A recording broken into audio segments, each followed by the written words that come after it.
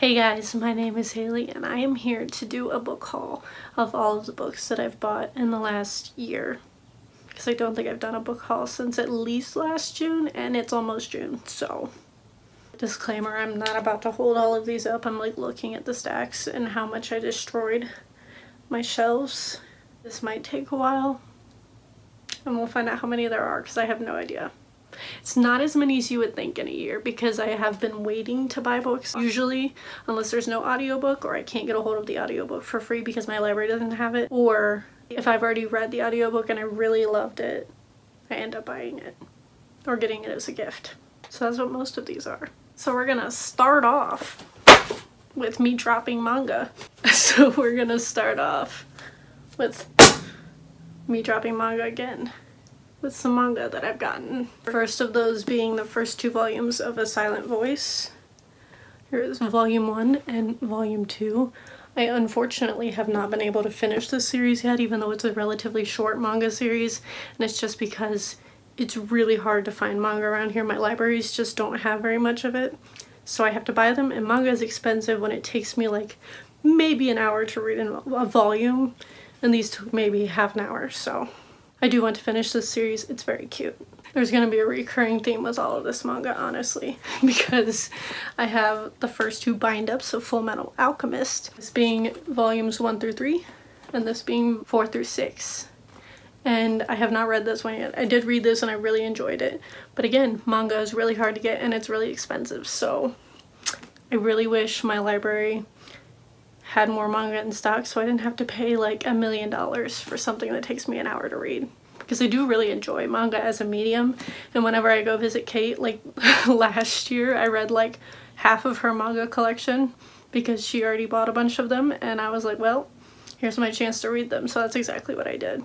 And probably what I'm going to do when I visit her again. And then last for the manga, I have volumes 1 and 2, which I believe is the entirety of the Orange collection. The first one, and this being the second one. Which, funnily enough, I actually got these from Kate because she was gonna get rid of them, and I was like, yo, I've been wanting to read that, so I took them from her house.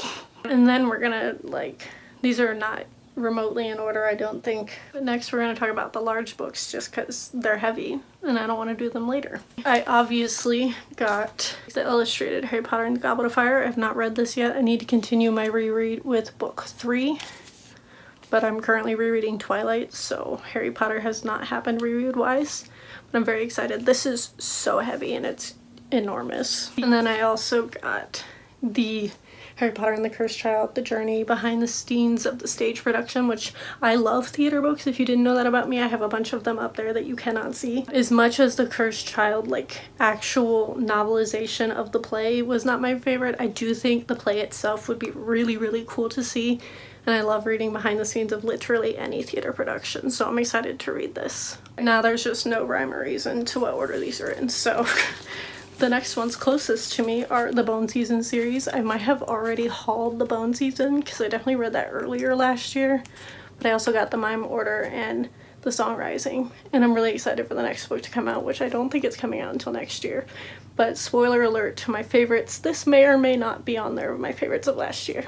And I can't remember if I hauled these or not, is the entire Name of the Star series, even though there's supposed to be a 4th one and I don't think it ever came out. So Maureen Johnson, please release that because, again, this might also be on my favorites of last year. But I flew through these at the very beginning of the year, so which makes me think that I probably hauled them before, but here I am talking about it again.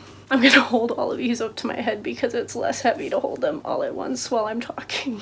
And then we have another series I really enjoyed last year, and that is This Mortal Coil and This Cruel Design. These are sci-fi, YA sci-fi, and I thought they were very, very fun. I do not own the 3rd one yet, but I did read that this year, so that'll be in a future wrap-up as well. This is also a series I don't ever hear talked about on BookTube, so I don't know what that's about. We have a couple standalones that were next in the pile, and then one of those being The Luminous Dead by Caitlin Starling. I picked this up last June, I want to say, right after Kate read it and said it was one of her favorites of the year, and immediately read it and finished it in one day. And then one I talked about in my last video, and that is I Was Born for This by Alice Oseman, that I also bought on recommendation from Kate. And this is a contemporary. I'm not really a contemporary person, or at least I wasn't the last couple of years. That may be changing this year in my current reading tastes. but I really enjoyed this, and it's actually a contemporary I'm going to be keeping, which I don't do very often, which is why I don't buy them. Rarely do I buy them. Next up we have two Brandon Sandersons, the first being Skyward, and the second being Starsight. I have not read Starsight yet because I'm scared, because Kate hated it, and that's how I ended up with it, because she gave it to me because she hated it so much. So again, I'm afraid to read it. But I really enjoyed Skyward, so I'm hoping that I don't hate it because I want to like this series. And the next up, I'm pretty sure I hauled Scythe. If not, it's right there. But I bought the second and third books in that series, another series that I absolutely adored and will be talking about in a video very soon. But the second one being Thunderhead and the third one being The Toll, which is huge, and I read it in like a day and a half. Here's me slowly trying to reassemble all of my shelves as I'm filming. And then I'm gonna forget to take a thumbnail and it's just gonna be a disaster. Next is a series that I never thought I would buy, let alone enjoy, even though I've only read the first one so far, but that is the All Souls trilogy, which is like something that's been on my radar for a long time because I'm pretty sure someone back in the day on BookTube used to talk about Discovery of Witches. I never got it because one, there's no audiobook, and two, I wasn't sure if I would like it, but I found it for like $4 on Thrift Books and picked it up and read it so fast. So I immediately bought the sequels because I was like, oh, I'm gonna binge those, and then I ended up not binging them. But I do intend to still read the second and third books, Shadow of Night and The Book of Life. It's an older series too, so maybe that's why I don't hear people talk about it as much on BookTube. I obviously, months after it was released, but still somehow managed to get a signed copy because all of my copies are signed, and that is Dark Dawn by Jay Kristoff. This I will also be talking about soon because I have not read it yet, and I hate myself for it because I want to reread the series because it's been probably at least 2 years since I read God's Grave and Nevernight because I read them very close together. I don't want to hate this book because I don't remember anything, so I do need to reread the other ones. And I also picked up Peter Pan in a thrift store while Kate was here, I want to say. I have not read it yet because I've been helping her with her essay that she is writing on Peter Pan and ATs because only intellectuals do college grad degree essays on K-pop, but I have not read this yet because I'm like one of her go-tos of people who know K-pop really well but don't know Peter Pan, like the original story, really well, other than like adaptations of it that I've just like absorbed through media since I was a child. But I will eventually read this because it's really short. I have The Circle by Dave Eggers. This has shocked me more than probably anything because I heard for years that this book was kind of annoying and people really didn't like the audiobook, and then I listened to the audiobook and let's just say I disagree, and I will be talking about this very soon in another video. I feel like this entire book haul is just me going, oh, I'll talk about this later. These are obviously like books that were either my favorites or that a couple that I haven't read yet. I've read most of them, I want to say, or at least half. And then we have another contemporary, shocker, Who Am I? And that is One Day in December. This is a very, very different take on a romance, and I really enjoyed it. It takes place over 10 years, so if you're tired of insta-love, this is where it's at. And yet another romance, again, Who Am I? And that is Heart and Soul.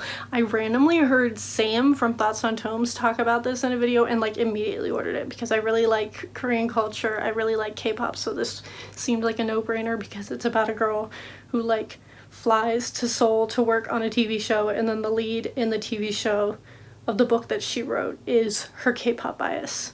We're getting to the bottom of this stack. Next up is this tiny little book that I got that came out called You Will Be Found, and this is just illustrations of the song from Dear Evan Hansen with beautiful illustrations of like each lyric.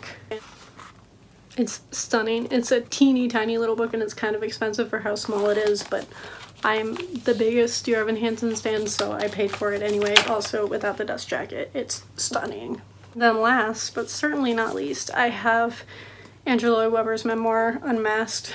If you didn't know, Andrew Lloyd Webber is my favorite musical composer and I adore him. And I finally bought his memoir because he was doing his The Shows Must Go On series throughout quarantine of like throwing up all of his shows for 48 hours on YouTube to watch for free, and me and my mom had a blast watching like almost all of them. He wrote a bunch of my favorite shows like Cats, Joseph and the Amazing Technicolor Dreamcoat, Phantom, like the list goes on. So I had to buy this even though it's huge and I don't know when I'm going to get to it, but I love Andrew Lloyd Webber too much to not buy it.